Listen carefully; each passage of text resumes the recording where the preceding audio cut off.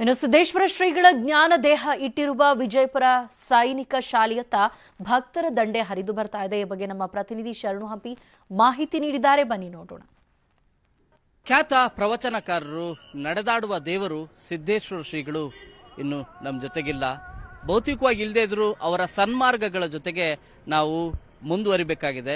ಶ್ರೀಗಳ ಅಂತಿಮ ದರ್ಶನ ಪಡಿಲಿಕ್ಕೆ ವಿಜಯಪುರದ ಸೈನಿಕ ಶಾಲೆಯಲ್ಲಿ ಯಾವ ರೀತಿಯಾಗಿ ಜನ ಬರ್ತಾ ಇದ್ದಾರೆ ಅನ್ನುವಂಥ ದೃಶ್ಯಗಳನ್ನ ಏರಿಯಲ್ ವ್ಯೂ ಅನ್ನ ತೋರಿಸುವಂತ ಪ್ರಯತ್ನ ಮಾಡ್ತಾ ಇದ್ದೀವಿ. ಇದು ಎಕ್ಸಿಟ್ ಡೋರ್. ಇದು ಲೆಫ್ಟಿನೆಂಟ್ ಕರ್ನಲ್ ಅಜಿತ್ ಭಂಡಾರ್ಕರ್ ದ್ವಾರ. ಸೈನಿಕ ಶಾಲೆ ಮುಂಭಾಗದಲ್ಲಿ ಅಂದ್ರೆ ಎರಡು ರಸ್ತೆ ಇದೆ. ಅಂದ್ರೆ ಎಡಭಾಗದಿಂದ ಬಲಭಾಗಕ್ಕೆ ಬಂದು ಹೊರಗಡೆ ಹೋಗ್ಲಿಕ್ಕೆ ಅವಕಾಶವನ್ನು ಮಾಡಿಕೊಟ್ಟಿದ್ದಾರೆ.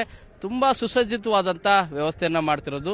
ಜನರು ಕೂಡ ತಮ್ಮ ನೆಚ್ಚಿನ ಆರಾಧ್ಯ ದೈವ ಶ್ರೀಗಳ ಅಂತಿಮ ದರ್ಶನವನ್ನ ಪಡೆದು ಬರ್ತಿರುವಂತಹ ದೃಶ್ಯಗಳು ಕಂಡು ಬರ್ತಾ ಇದೆ. ಪ್ರತಿಯೊಂದು ಕೂಡ ನಿಮಗೆ, ಯಾಕಂದ್ರೆ ಬಿಸಿಲು ಹೆಚ್ಚಾಯ್ತಂದ್ರೆ ತೊಂದರೆ ಆಗುತ್ತೆ ಅಂತ ಹೇಳಿ ಶಾಮಿಯಾನದ ವ್ಯವಸ್ಥೆಯನ್ನು ಮಾಡಿದ್ದಾರೆ. ಕೆಳಗಡೆ ಕಾರ್ಪೆಟ್ ವ್ಯವಸ್ಥೆಯನ್ನು ಕೂಡ ಮಾಡಿದ್ದಾರೆ. ಬ್ಯಾರಿಕೇಡ್ ವ್ಯವಸ್ಥೆ ಮಾಡಿದ್ದಾರೆ. ಆ ಬ್ಯಾರಿಕೇಡ್ ಒಳಗಡೆನೆ ಎಲ್ಲರೂ ಕೂಡ, ಸಾರ್ವಜನಿಕರೆಲ್ಲರೂ ಕೂಡ ಬರಬೇಕು. ಗಣ್ಯರಿಗೆ ಮತ್ತು ಸಂತರಿಗೆ, ಜಗದ್ಗುರುಗಳಿಗೆ, ಈಗ ಬೇರೆ ಬೇರೆ ರಾಜಕಾರಣಿಗಳಿಗೆ ಅವರಿಗೆ ಪ್ರತ್ಯೇಕವಾದಂತಹ ದ್ವಾರನೂ ಕೂಡ ಇದೆ. ಅವರಿಗೆ ಸಪರೇಟ್ ಎಂಟ್ರಿಯಲ್ಲೂ ಕೂಡ ಬರಲಿದ್ದಾರೆ. ನಿಮಗೆ ಆ ಮುಂಭಾಗದಲ್ಲೂ ಕೂಡ ಶ್ರೀಗಳ ಚಿತೆಗೆ ಅಗ್ನಿಸ್ಪರ್ಶ ಯಾರು ಮಾಡ್ತಾರೆ? ಸ್ವಾಮೀಜಿಗಳೇ ಅಂತಿಮ ತೀರ್ಮಾನ ಮಾಡ್ತಾರೆ. ನ್ಯೂಸ್ 18ಗೆ ವಿಜಯಪುರ ಡಿಸಿ ಮಾಹಿತಿಯನ್ನ ಕೊಟ್ಟಿದ್ದಾರೆ. ಸ್ವಾಮೀಜಿ ಬರೆದಂತೆ ಅಂತ್ಯ ಸಂಸ್ಕಾರಕ್ಕೆ ಸಿದ್ಧತೆಗಳಾಗ್ತಾ ಇದೆ. ಶ್ರೀಗಳ ಚಿತೆಗೆ ಅಗ್ನಿಸ್ಪರ್ಶ ಯಾರು ಮಾಡ್ತಾರೆ ಅನ್ನೋದ್ರ ಬಗ್ಗೆ ಸ್ವಾಮೀಜಿಗಳೇ ಅಂತಿಮ ತೀರ್ಮಾನ ಮಾಡ್ತಾರೆ ಅಂತ ನ್ಯೂಸ್ 18ಗೆ ವಿಜಯಪುರ ಡಿಸಿ ಮಾಹಿತಿಯನ್ನ ಕೊಟ್ಟಿದ್ದಾರೆ. ಈಗ ಅಂತ್ಯಕ್ರಿಯೆಗೆ ಬೇಕಾದಂತಹ ಎಲ್ಲ ಸಿದ್ಧತೆಗಳನ್ನ ಸ್ವಾಮೀಜಿಯ ಪತ್ರದಲ್ಲಿ ಏನು ಬರೆದಿದ್ರಲ್ಲ ಅದೇ ರೀತಿಯಾಗಿ ನಡೆಸಲಾಗ್ತಾ ಇದೆ. ಅಂತ್ಯಕ್ರಿಯೆಗೆ ಸಾಕಷ್ಟು ಸಂಖ್ಯೆಯಲ್ಲಿ ಜನ ಕೂಡ ಬರ್ತಾ ಇದ್ದಾರೆ, ಅವರ ದರ್ಶನವನ್ನ ಪಡ್ಕೊಳ್ತಾ ಇದ್ದಾರೆ. ಬೆಳಗ್ಗೆಯಿಂದ 3 ರಿಂದ 4 ಲಕ್ಷ ಭಕ್ತರಿಂದ ದರ್ಶನ ಆಗಿರುವಂಥದ್ದು. ಸಂಜೆ 5 ಗಂಟೆಯಿಂದ ಅಂತ್ಯ ಸಂಸ್ಕಾರ ಪ್ರಕ್ರಿಯೆಗಳು ನಡೆಯುತ್ತೆ. ಅಂತ್ಯ ಸಂಸ್ಕಾರಕ್ಕೆ ಶ್ರೀಗಳ ಭಕ್ತರಿಗೆ ನಿರ್ಬಂಧವನ್ನ ಹಾಕಲಾಗಿದೆ. ಈ ಕುರಿತಂತೆ ಡಿಸಿ ಅವರನ್ನ ನಮ್ಮ ಪ್ರತಿನಿಧಿ ಮಾತನಾಡಿಸಿದ್ದಾರೆ. ಸಂದರ್ಭದಲ್ಲಿ ಏನೇನು ಮಾಹಿತಿ ಕೊಟ್ಟರು ಬನ್ನಿ ನೋಡೋಣ. ನಿನ್ನೆ ಸಿದ್ದೇಶ್ವರ ಮಹಾಸ್ವಾಮಿಗಳು ಲಿಂಗೈಕ್ಯರಾದ ಹಿನ್ನೆಲೆಯಲ್ಲಿ ಇಂದು ಅವರ ಅಂತ್ಯ ಸಂಸ್ಕಾರ ನಡೀತಿರುವಂಥದ್ದು. ವಿಜಯಪುರ ಜಿಲ್ಲಾಧಿಕಾರಿಗಳಂತಹ ವಿಜಯಮಂತ್ರಿ ದಾನಮ್ಮನವರು ಸರ್ ಈಗ ಸ್ಥಳಕ್ಕೆ ಆಗಮಿಸಿ ಪರಿಶೀಲನೆ ನಡೆಸ್ತಿರುವಂಥದ್ದು. ಅಂತ್ಯ ಸಂಸ್ಕಾರ ಯಾವ ರೀತಿ ನಡೀತಿದೆ ಅಂತ ಅವರ ಜೊತೆ ಮಾತಾಡೋಣ. ಸರ್, ಈಗ ಅಂತ್ಯ ಸಂಸ್ಕಾರಕ್ಕೆ ಯಾವ ರೀತಿ ವ್ಯವಸ್ಥೆ ಮಾಡ್ಕೊಳ್ಳಾಗ್ತದೆ?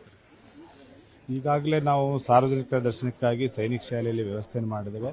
ಇದು ಮಧ್ಯಾಹ್ನ ಸುಮಾರು 3 ಗಂಟೆವರೆಗೆ ನಡೀತದೆ.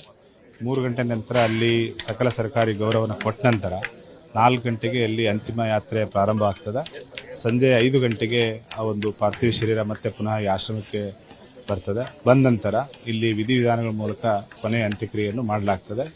ಇಲ್ಲಿ ಒಂದು ಸ್ಥಳದ ಅಭಾವ ಇರೋದ್ರಿಂದ ಈಗಾಗಲೇ ನಾವು ನಿನ್ನೆ ಮನವಿ ಮಾಡಿದ ಹಾಗೆ ಕೇವಲ ಮಠಾಧೀಶರು ಮತ್ತು ಗಣ್ಯ ವ್ಯಕ್ತಿಗಳು ಮಾತ್ರ ಅವಕಾಶ ಇರ್ತದೆ.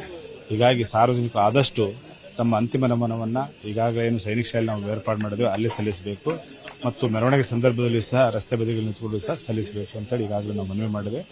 ಇಲ್ಲಿ ಸ್ಥಳದ ಅವಕಾಶ ಈ ತರ ನಾವು ಕ್ರಮವನ್ನು ಕೈಗೊಂಡಿದ್ದೇವೆ.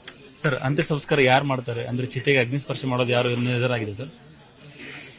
ಇಲ್ಲ, ಈಗಾಗಲೇ ನಾವು ನಿನ್ನೆ ಹೇಳಿದ್ದೇವೆ.